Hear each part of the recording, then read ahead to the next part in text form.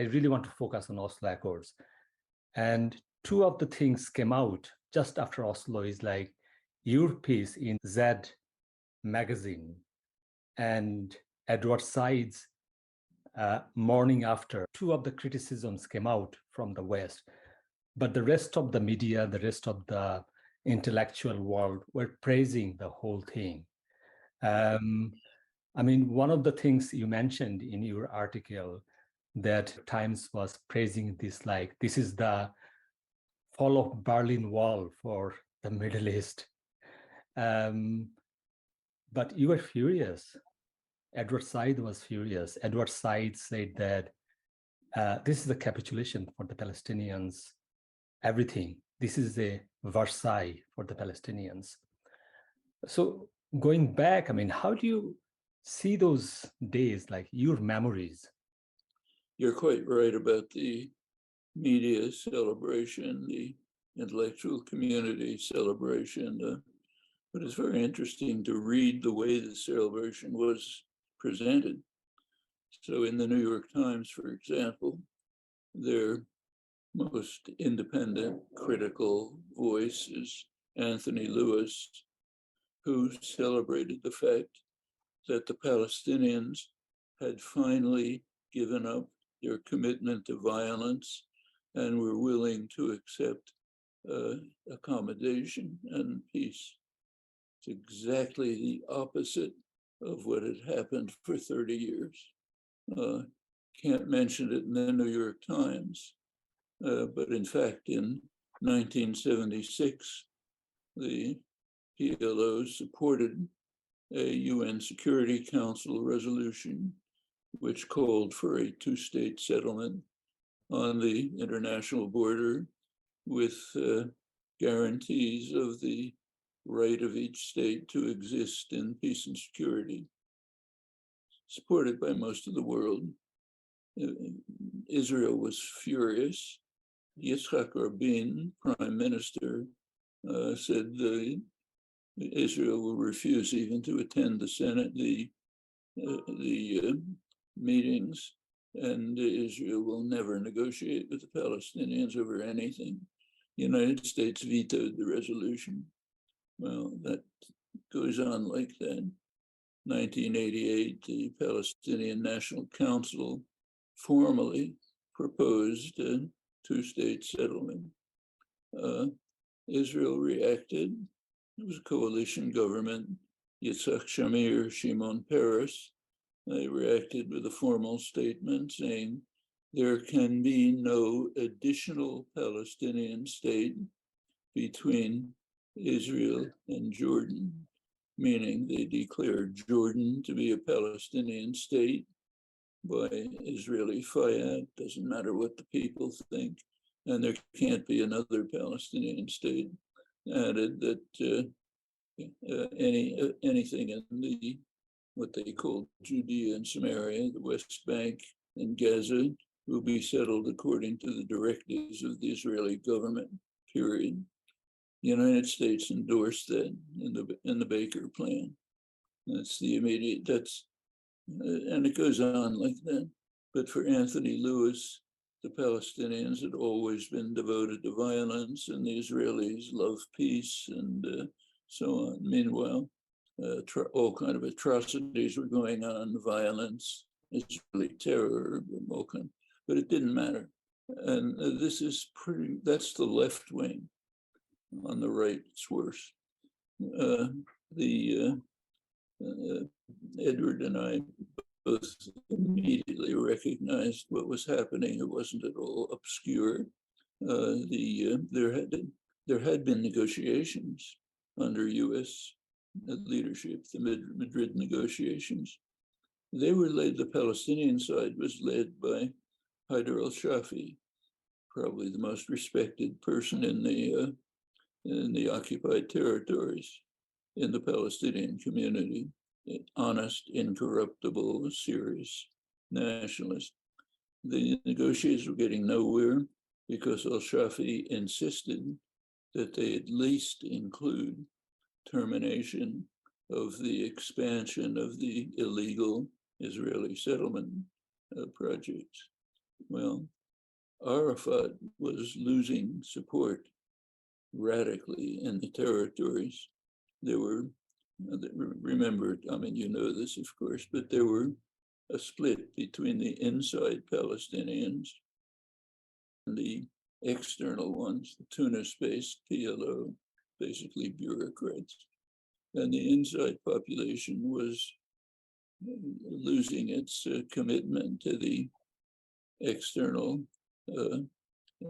Palestinians. Actually, I saw this myself. It was during the Intifada, 1988. I did travel pretty extensively through the occupied territories with a Palestinian friend, Azmi Bishara. And when we talked to Palestinians, they basically didn't want to have anything to do with the PLO. If you asked them, what's your attitude toward the PLO, they would say, well, they're political representatives, but we want to run our own affairs. We don't want them. This was happening all throughout the territories. Arafat understood it. He was losing control. So he did a kind of an end run through Norway to make an agreement that would put him back in control. It was a serious defeat for the Palestinians. He gave up everything, everything. You read the Declaration of Principles, that famous day of awe on the White House lawn. It offers the Palestinians nothing. The text is right there. It says the final outcome at the end of the whole process will be based on security resolutions 242 and 338.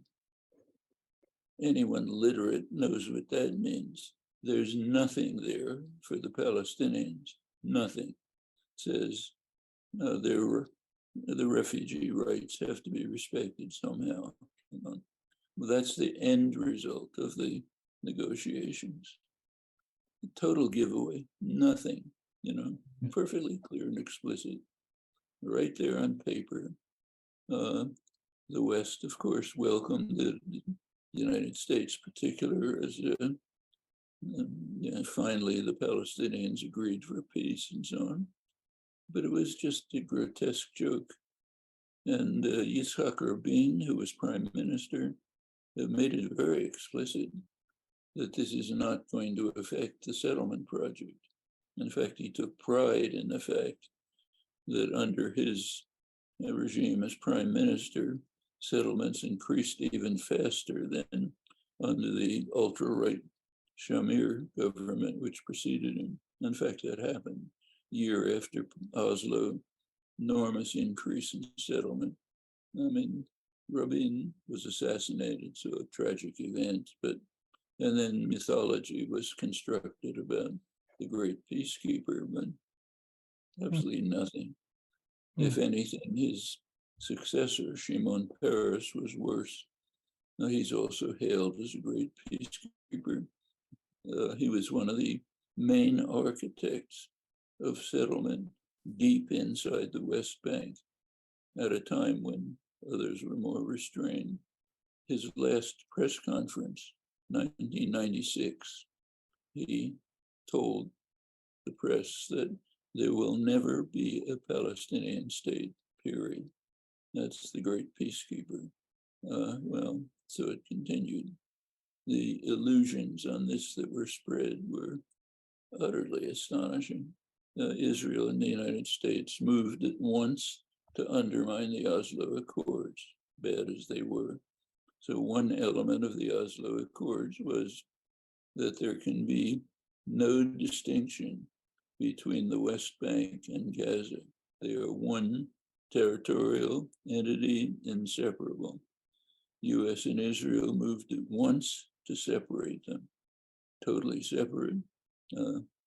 Somebody's seriously ill in Gaza, wants to get to a Palestinian hospital in Ramallah, in Jerusalem, where there's a good, have to go through endless bureaucratic maneuvers. They may never be allowed to go.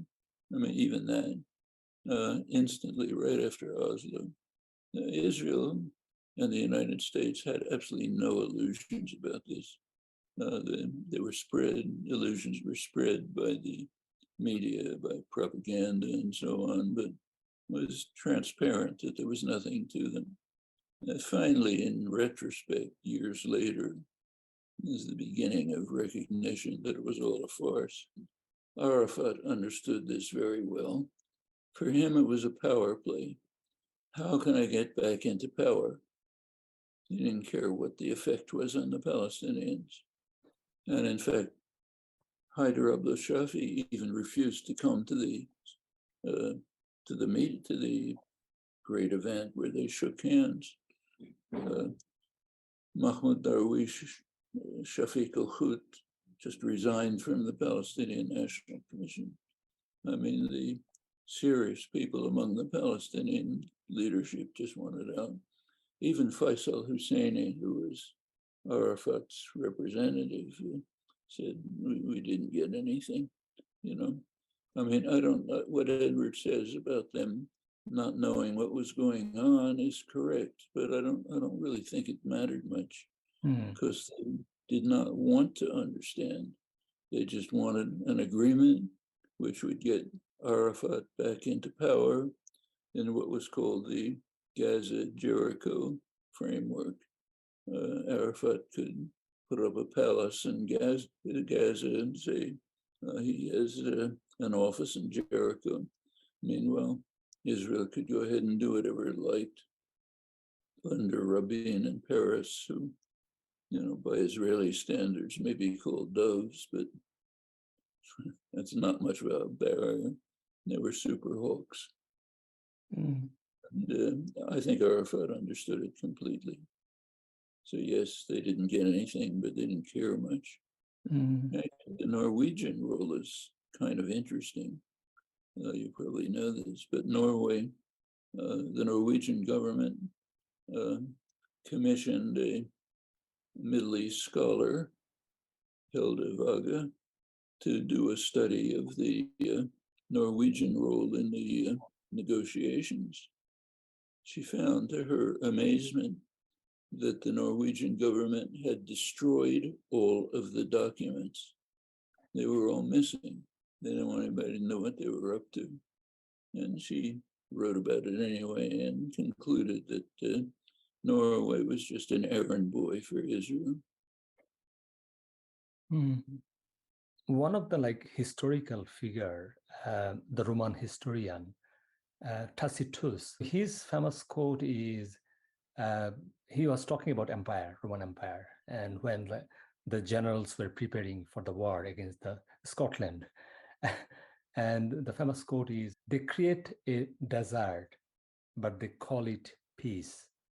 So they vandalize the whole thing. They create this desolated place, but they name it peace. Am I right to say that? I mean, is it like that kind of connotation? I mean, what we saw subsequently, it's just the destruction of the whole thing. That's a pretty fair description. And it continues right up to the moment. Just the last few days, Israel by now is completely brazen. They don't even try to cover up what they're doing. They're so confident with US support that they'll do anything. They've just passed regulations, which you've seen, I'm sure, that say that if a visiting Palestinian has a romantic affair with a Palestinian in the occupied territories, you have to report it to the Israeli authorities, who will then keep them under surveillance. I mean, there is no humiliation that is too much for the Israeli government to impose. Actually, I should say that all of this was quite predictable. Israel is one of the few countries I know of where the younger generation is more reactionary than the older one. The older one still has some vague memory when there were elements of social democracy. Now it's just pure racism, extreme racism. They don't care, and brazen. They're confident that the US will back them no matter what they do, so they figure they can do anything.